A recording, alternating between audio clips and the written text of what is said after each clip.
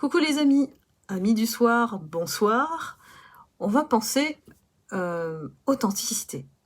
J'ai envie de parler de ce concept qui derrière, on comprend que l'authenticité, c'est la vérité qui fait vibrer toute cette dimension énergétique qui est souvent dérangeante pour beaucoup de personnes. Mais elle est dérangeante pour qui? Elle est dérangeante pour les personnes qui ne sont pas bien avec elles-mêmes, qui ont des choses à se reprocher, qui ont des choses à cacher, qui ont des secrets, qui ne sont pas confiantes en elles. Alors que l'authenticité, moi, je trouve que c'est l'énergie la plus simple parce que, voilà, c'est franc, c'est direct, c'est spontané. Et puis, il n'y a pas de chichi, on ne rentre pas dans la dimension émotionnelle, on est direct, quoi.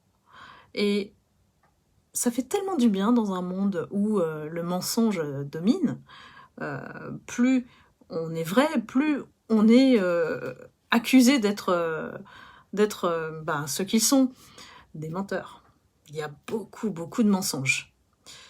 Et on est capable de capter ça quand on est authentique, parce que c'est quelque chose qui est au niveau énergétique contraire à notre énergie. Donc ça résonne pas du tout. Et on va voir tout de suite que ça matche pas, quoi. On s'entend pas avec ces personnes. Parce qu'on a détecté le faux.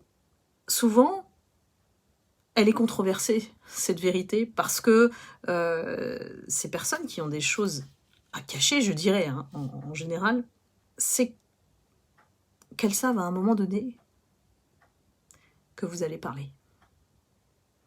Donc elles font tout leur possible pour salir votre image, salir votre réputation. Avec quoi? Des mensonges. Ces mêmes personnes qui peuvent vous faire des grands sourires devant, et puis qui derrière, ils vont à fond dans les plans, les stratégies, les complots. Et souvent, ils se regroupent entre eux. Ces ennemis qui se déclarent ennemis, en fait, parce que ils n'aiment pas votre authenticité. Ils savent pas vibrer avec ça. C'est un monde inconnu pour eux, c'est un autre univers. Donc vous faites partie de ceux qu'on accuse peut-être d'être, je ne sais pas moi, des sorciers, des personnes qui sont des extraterrestres, des personnes différentes. Et alors? Et être authentique et dire des vérités, ou être la vérité, en fait, la vérité en soi, en fait. C'est tellement simple. Il n'y a pas d'énergie à dépenser parce que quand on est faux et quand on ment, on doit faire attention à tout. Et il y a des gens qui sont tellement malicieux qu'aujourd'hui, ils ne sont pas détectables à l'œil nu. Et je dis bien ça entre guillemets. C'est-à-dire que on est obligé de ne plus se fier aux apparences, mais l'énergie, quand vous faites une lecture et que vous êtes équipé comme moi, c'est facile de capter le vrai du faux. Et n'oubliez pas qu'on est dans un monde inversé où on essaye d'incriminer les personnes qui sont saines, parce que quand on dit la vérité, on est sain, forcément, dans son esprit.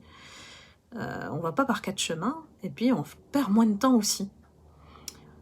Alors que eux font tout un tour, vous savez, c'est un peu comme l'escargot, là, voilà. Avant d'expliquer, avant d'arriver sur le sujet qui fâche. Et parfois, on a des personnes qui fuient parce qu'elles ont peur de vous confronter. La vérité, ça fait peur, ça intimide. Vous êtes peut-être craint aussi parce que vous avancez dans votre vie et que vous n'avez pas besoin des autres qui essayent de vous ralentir pour X ou Y raison. Et toujours avec des mauvaises intentions cachées. On est dans un monde comme ça, et on va de plus en plus, je vous l'ai dit, en 2024, découvrir des faits qui sont choquants, des faits qui ressemblent à de l'horreur, des faits qui montrent qui sont les vrais bourreaux, qui sont les vraies victimes. Et on le voit à travers l'actualité.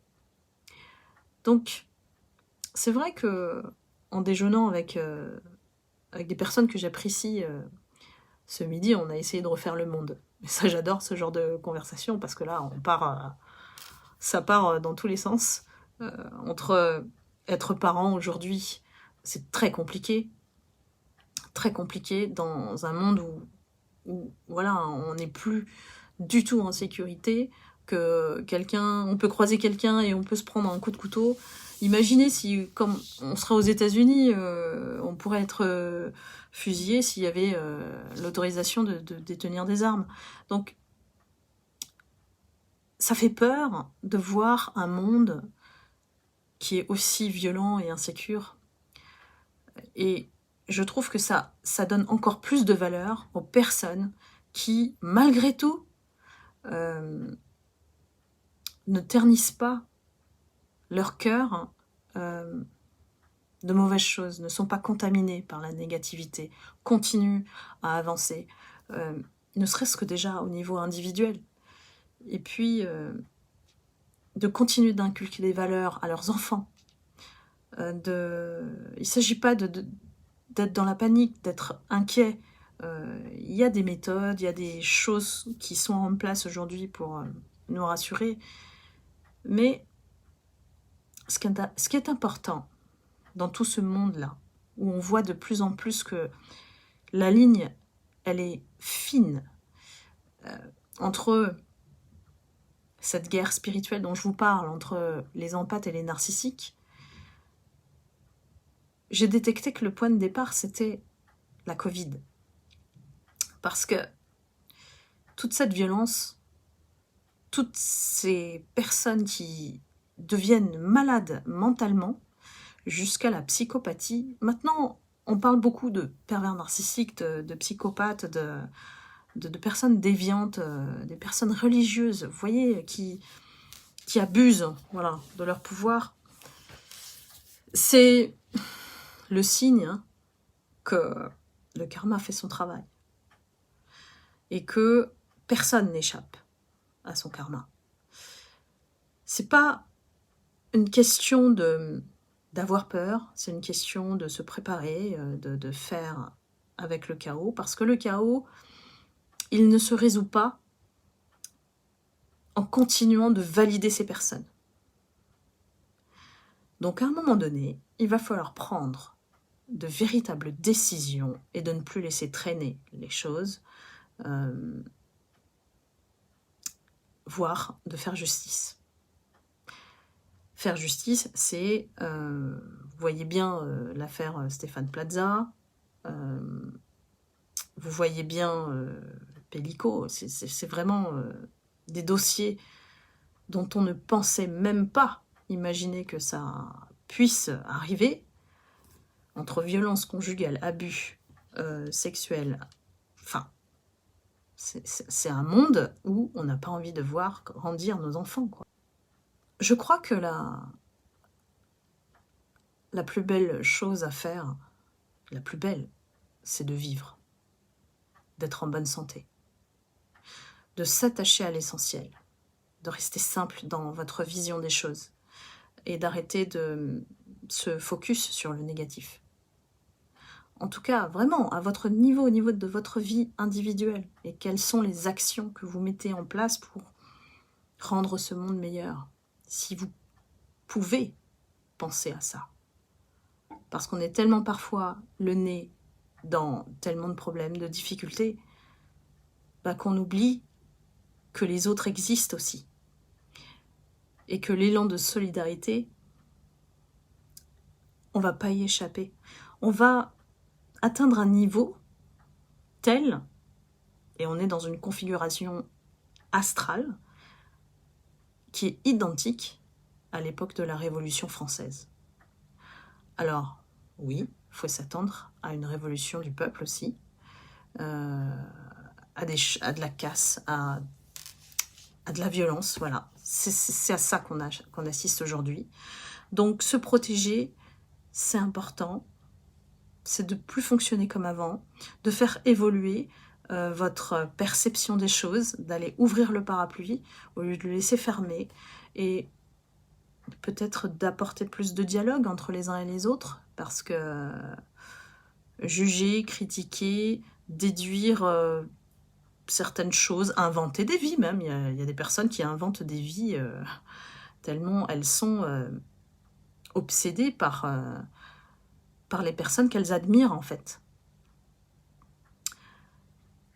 Je crois qu'il faut aller au-delà de tout ça, et puis comprendre que la lumière, elle est en nous. La lumière, elle est en nous. Et il ne s'agit pas de s'alimenter ou de se nourrir avec l'extérieur, mais que tout est déjà là, en soi. Donc c'est tout un chemin. Ça s'appelle la résilience, c'est-à-dire qu'on rebondit sur chaque épreuve, chaque difficulté, et que, quoi qu'il arrive, si on est vivant, en bonne santé, qu'on a un travail, voilà, que les choses vont bien, c'est déjà énorme.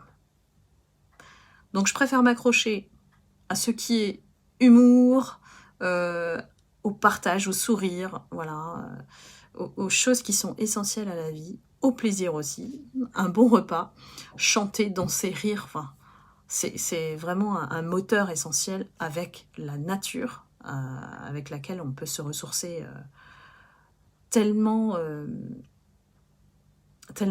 évidente en fait. Elle est tellement évidente, cette mère nature.